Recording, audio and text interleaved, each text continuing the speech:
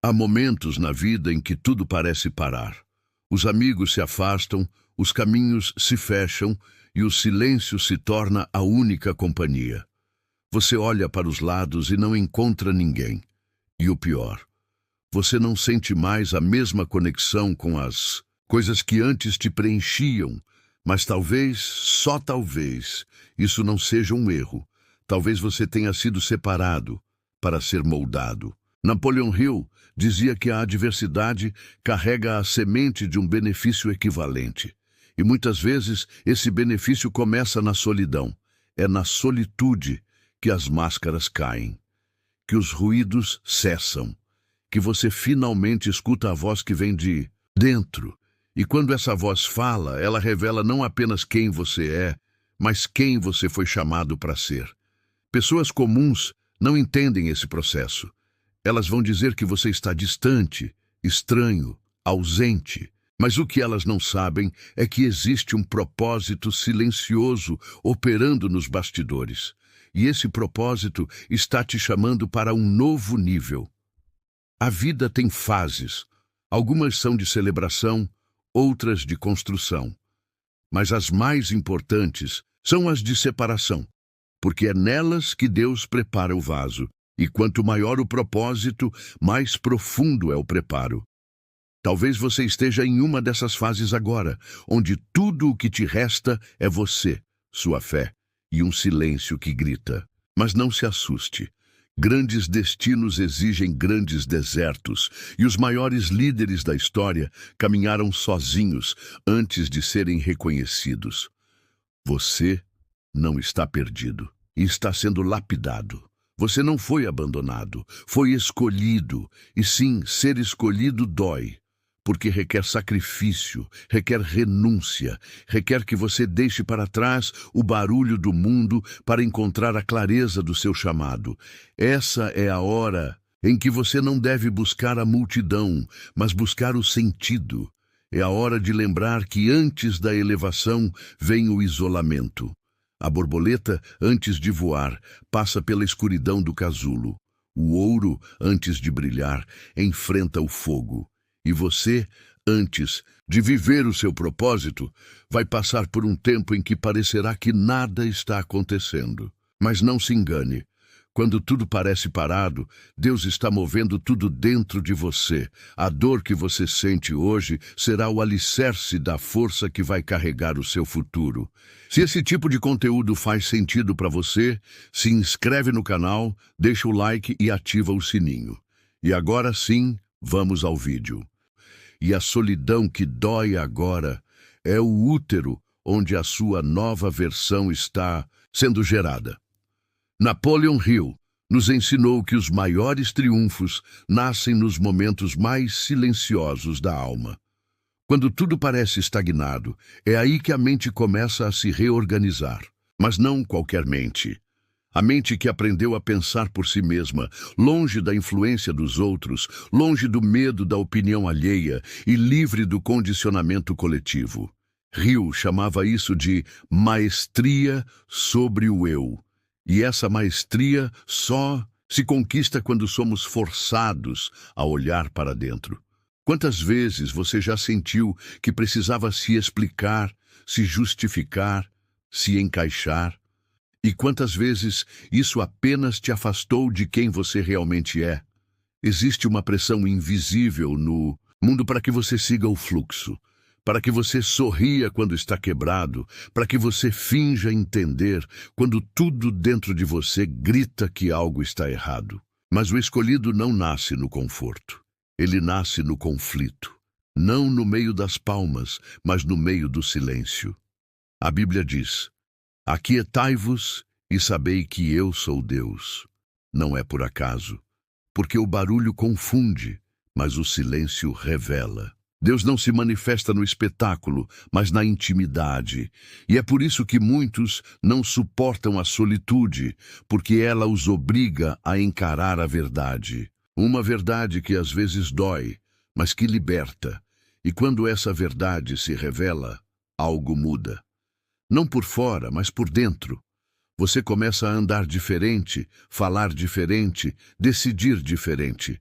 porque a sua bússola agora aponta para dentro e, nesse ponto, o medo começa a perder força.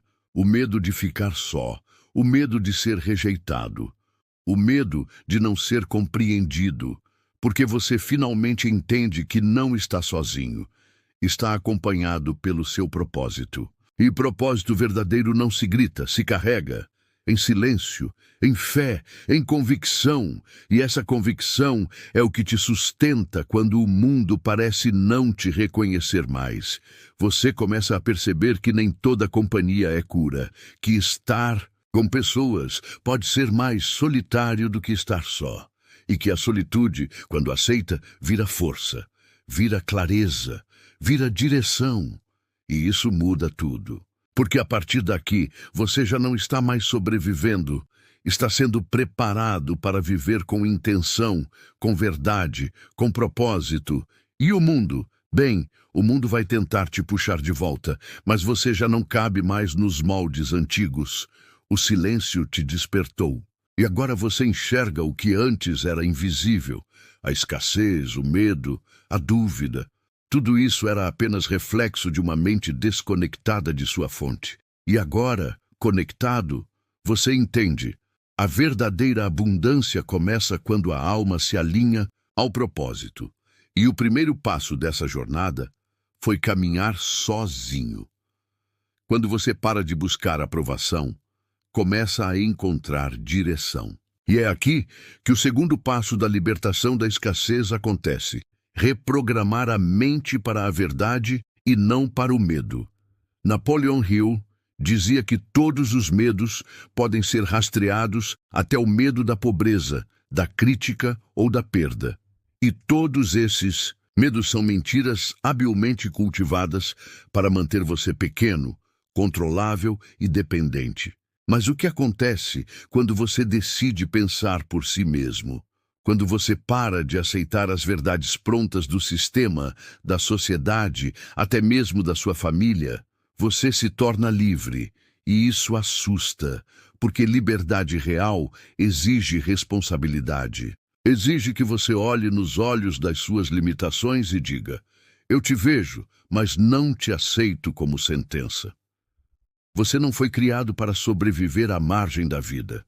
Foi criado para multiplicar, para governar, para influenciar com luz e presença. E a escassez, seja ela de amor, de dinheiro ou de sentido, é um vírus que só sobrevive onde a mente ainda está programada para o medo. A Bíblia nos mostra que aquele que é fiel no pouco será colocado sobre o muito. Mas isso não é uma promessa automática. É um princípio.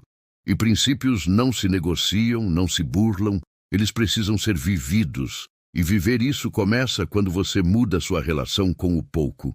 Quando você trata o pequeno como se fosse grande. Quando você cultiva gratidão mesmo sem ter tudo o que quer. Porque é aí que você prova ao universo e a si mesmo que está pronto para receber mais. Napoleon Hill chamaria isso de o hábito da prosperidade. É uma frequência mental, um estado interno, um modo de operar que não espera a mudança lá fora para começar a vibrar diferente. Ele parte do interior, e quando essa vibração muda, o externo começa a responder.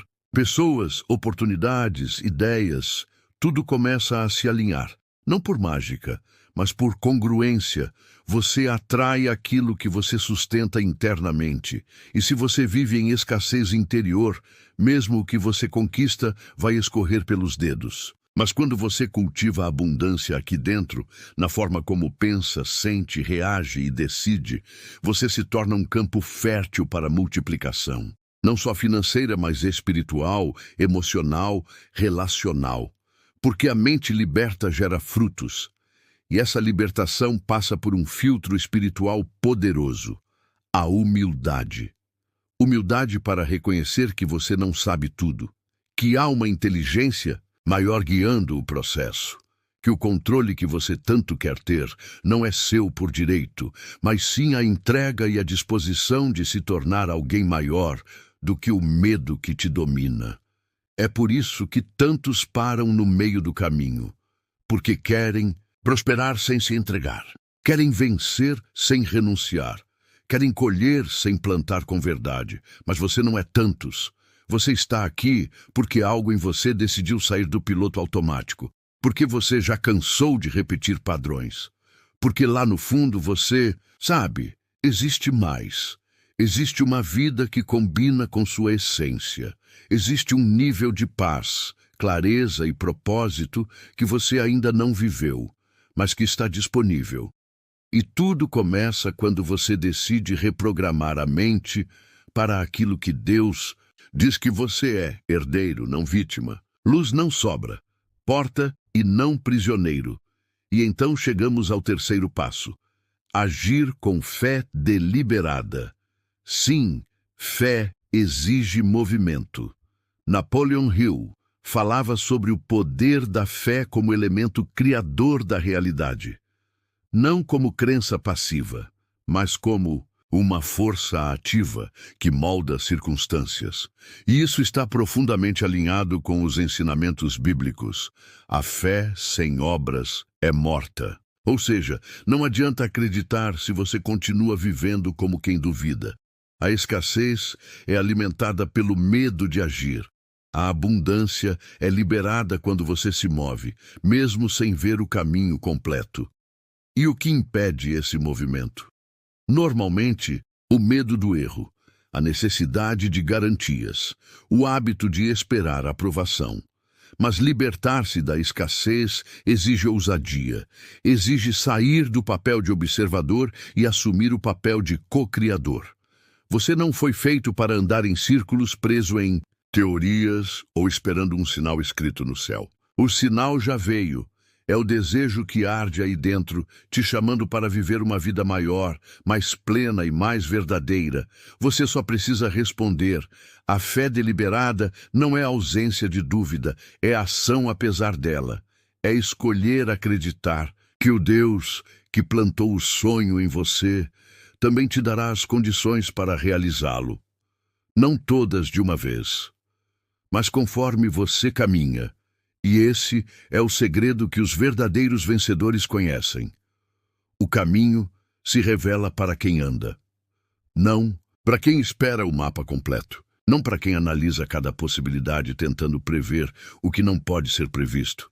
Hill dizia que todos os que realizaram grandes feitos tinham esse ponto em comum. Decidiram.